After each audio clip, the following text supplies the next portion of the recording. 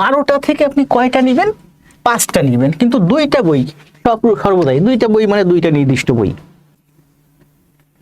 12টি বই থেকে 5টি বই কত প্রকারে বাছাই করা যাবে যেখানে 2টি নির্দিষ্ট বই সর্বদা অন্তর্ভুক্ত থাকবে? বই আছে কয়টা? 12টা, 5টা বাছাই করবে, 2টা আপনাকে বলে দিয়েছে নির্দিষ্ট, ওই 2টা বই মাস্ট থাকবেই। বুঝতে পারছেন?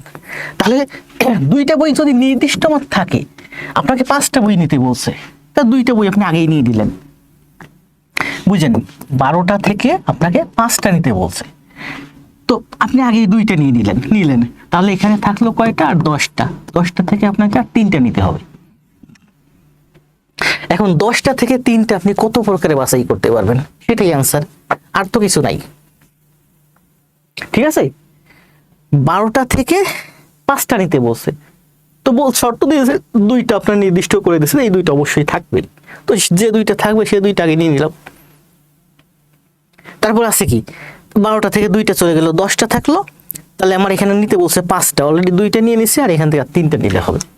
তার মানে এই 10টা থেকে আর যে বাকি 10টা আছে, 10টা থেকে 3টা নিলে হবে।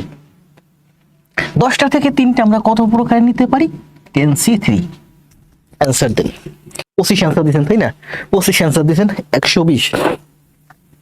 অনেকে অ্যান্সার দিয়েছেন। 10C3 মানে কি? 10 3বার গুণ হবে, 10 9 8, 10 3বার গুণ হবে, নিচে 3 ফ্যাক্টোরিয়াল।